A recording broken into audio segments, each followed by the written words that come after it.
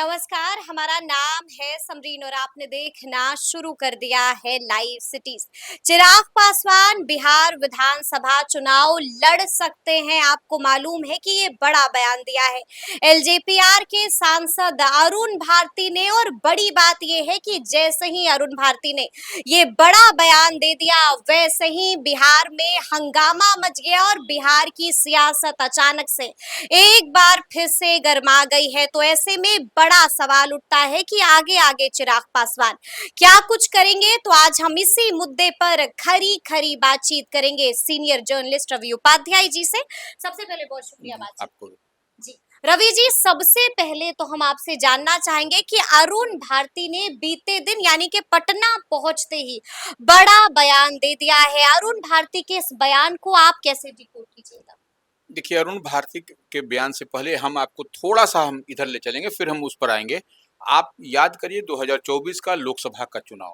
2024 के लोकसभा चुनाव में यह सब जगह चर्चाएँ थी और पार्टी की ओर से भी कहा जा रहा था, लोक जनशक्ति पार्टी रामविलास जो चिराग पासवान की पार्टी है, उसमें कहा जा रहा था कि चिराग पासवान की माताश्री रीना पासवान हाजीपुर सुरक्षित सीट से चुनाव लड़ेंगी।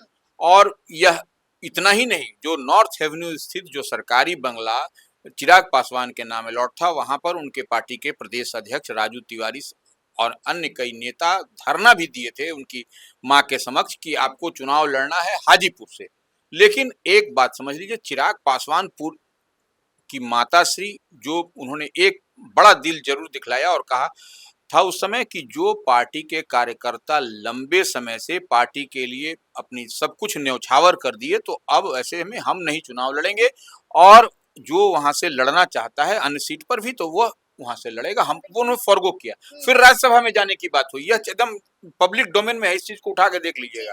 तो राज्यसभा में भी उन्होंने फॉरगो किया कि नहीं, हम नहीं जाएंगे। और तमाम तरह की बात भारतीय जनता पार्टी की ओर से भी कहा जा रहा था कि वो राज्यसभा चली जाए रीना पासवान, लेकिन नहीं है। तो ये जिस तरीके से अभी जो धमा चौकड़ी और धमाल मचा हुआ है कि चिराग पासवान चुनाव लड़ेंगे, देखिए चिराग पासवान के बारे में कहने से पहले कुछ तो समझना पड़ेगा कि वह नरेंद्र मोदी के हनुमान है और हनुमान को यदि किसी बात से उनकी पीड़ा होगी तो वह काम कतई चिराग पासवान नहीं करेंगे।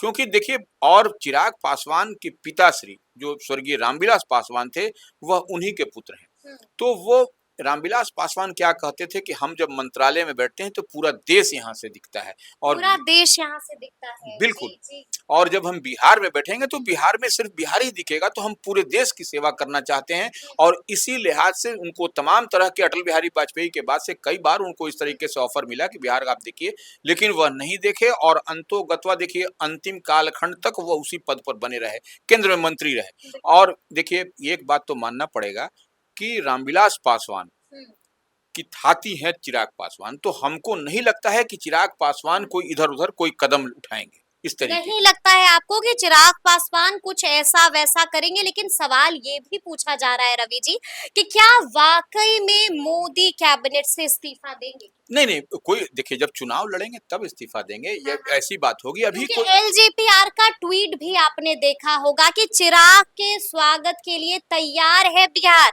यानी कि ये ट्वीट खुद में ही कई तरह के इशारे देखिए, दे रहा है। ट्वीट तो उनके कार्यकर्ता, किस पार्टी के कार्यकर्ता नहीं चाहते, किस पार्टी के समर्थक नहीं चाहते कि हमारे नेता प्रधानमंत्री बने, हमारे नेता मुख्यमंत्री बने। तो वैसे में उनकी पार्टी की ओर से या उनके कार्यकर्ता कह रहे हैं, डिमांड कर रहे हैं, और डिमांड वो होना अलग बात है। लेकिन अभी देखिए, जो स्थिति परिस्थिति बनती हुई राजनीतिक रूप से दिखाई पड़ रही है, तो चिराग पासवान निश्चित रूप से, आप एक बात समझ लीजिए कि 2025 से 30 फिर से नीतीश पर ही वह भी मुहर लगाते हुए दिखाई पड़ रहे हैं। उसमें 25 से 30 फिर से हाँ, नीतीश। निश्चित रूप से वह इधर उधर नहीं करेंगे, क्योंकि देखिए, एक बार जब वो फोकस्ड हैं, जब संकल्पित हैं, जब उन्होंने संकल्प भी लिया है कि हमको नीतीश कुमार को बनाना है। अब देखिए, सवाल यहाँ पर ये है, पेच यहाँ पर यह है कि 2025 का जो विधानसभा का चुनाव होने जा रहा है बिहार में, तो वो एनडीए क्या चुनाव जीतने के बाद नीतीश कुमार के चेहरा को एक्सेप्ट करती है कि नहीं? यह सवाल, यही पॉलिटिकल कॉरिडोर में भी चर्चा है और आम आवाम में भी यही चर्चा है कि वह एक्सेप्ट करती है कि नहीं। क्योंकि जिस तरीके से एनडीए के अंदर खाने में कई तरह की बातें चल रही हैं, वही असमंजस की स्थिति बनाता है। लेकिन आप इतनी बात तय मानिए कि नीतीश कुमार लड़ेंगे, नीतीश कुमार के चेहरे पर चुनाव होगा, लेकिन भारतीय जनता पार्टी के का कोई भी अब तक शीर्ष नेता यह नहीं कहा है कि चुनाव के बाद जब नतीजा आ जाएगा तो नीतीश कुमार ही मुख्यमंत्री रहेंगे। यह पेशोपेश और यही परेशानी का सबब है। यानी कि इसको लेकर के अब भी सन्नाटा छा जाता है। निश्चित रूप से सन्नाटा छा जाता है। वैसे में देखिए, वैसी परिस्थिति में अगर एनडीए से सर्वसम्मति से सब बात बन गई, तब निश्चित रूप से वैसे चेहरा चिराग पासवान का चेहरा तो सबसे फिट चेहरा है।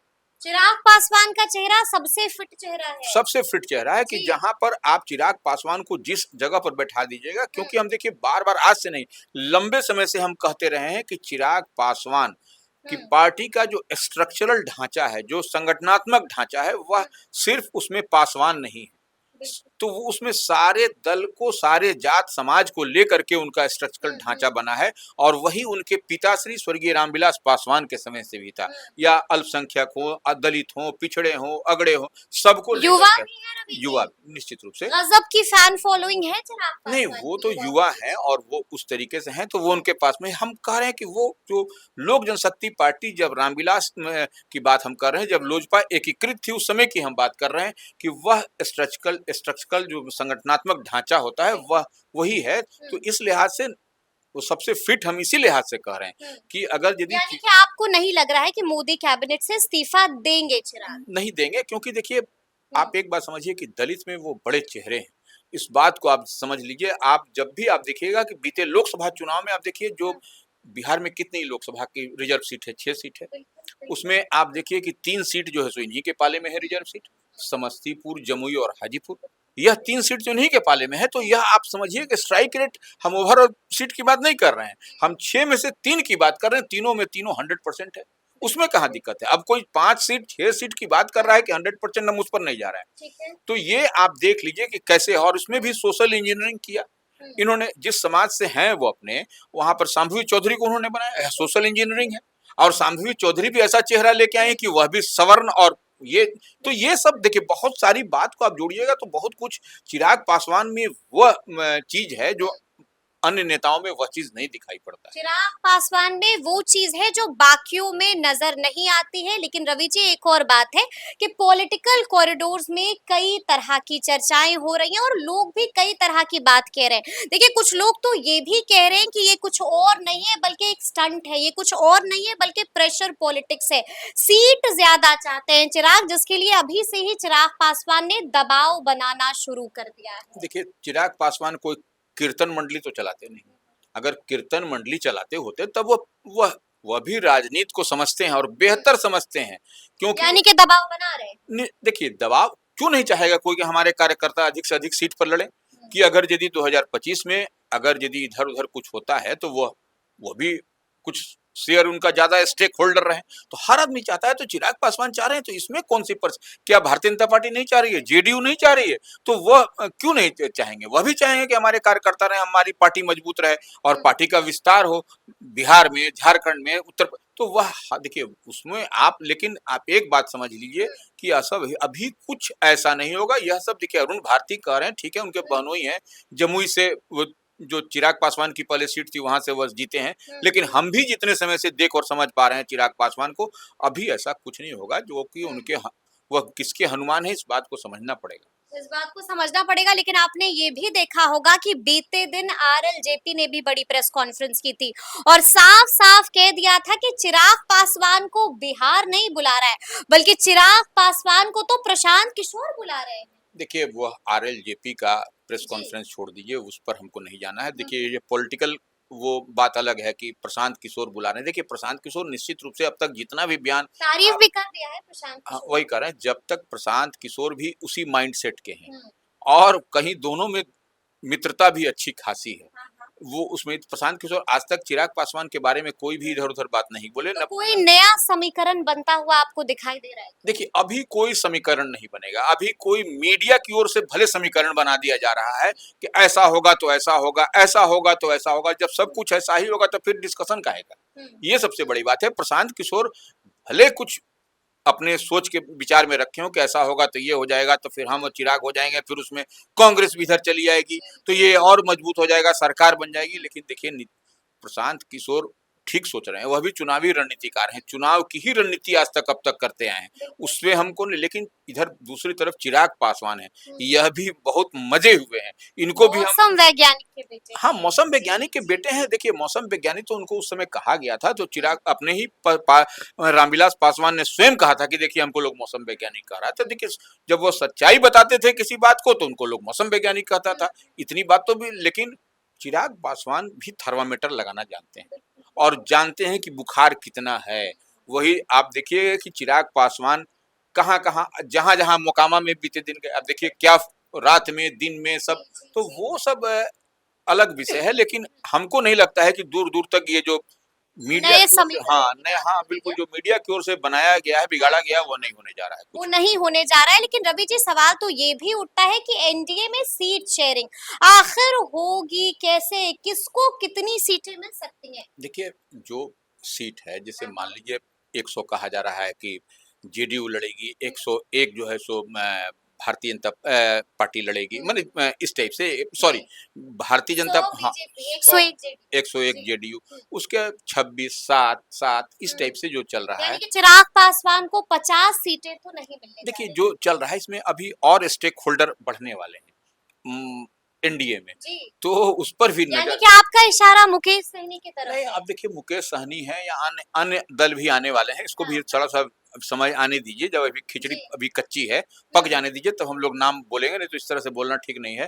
तो वो इस लिहाज से ही हो रहा है। और देखिए चिराग पासवान की भी नजर है उस पर कि कौन स्टेक होल्डर बढ़ने वाले हैं। कोई अगर बढ़ेगा नहीं तो सीट उनका घटेगा भी नहीं, यह भी जान लीजिए। तो इतनी बात तय है, हो सकता है उनको 30 मिल जाए, यह भी कोई ये नहीं है कि कोई लाल लकीर खींच दिया गया चिराग पासवान को नहीं। और डिप्टी सीएम भी एक उनका हो जाएगा तो क्या दिक्कत होगा एनडीए में? डिप्टी सीएम हाँ, चिराग पासवान का। बिल्कुल, क्या दिक्कत जी, है उसमें? जी, वैसा जी। कुछ नहीं है। डिप्टी सीएम अभी 2-2 डिप्टी सीएम है हाँ, बिहार में प्रेजेंट में एनडीए गवर्नमेंट में, हाँ, तो 2 डिप्टी सीएम हो जाएगा तो उसमें कहाँ दिक्कत है? हुँ, तो वह भी कोई इस देखिए यह बड़ी राजनीति तो संभावनाओं का खेल है।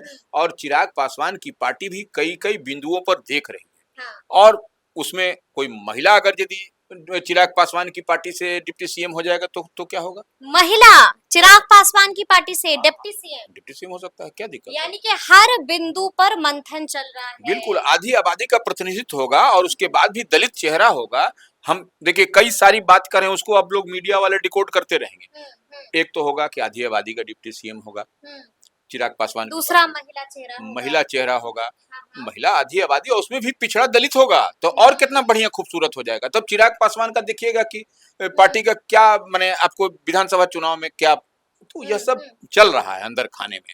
कौन क्या बोल रहा है उस पर हमको नहीं जाना है। हम जितनी बात समझ रहे हैं चिराग जो पासवान को चर्चा है पॉलिटिकल बिल्कुल। कॉरिडोर्स में, हम भी उसी का जिक्र कर रहे हैं। लेकिन आपने देखा है कि जैसे ही इस तरह का पोस्टर जो है सोशल मीडिया पर वायरल होता है, वैसे ही हम भी चिंतित हो गए हैं और बड़ी खबर आ रही है जीतन राम मांझी को लेकर के।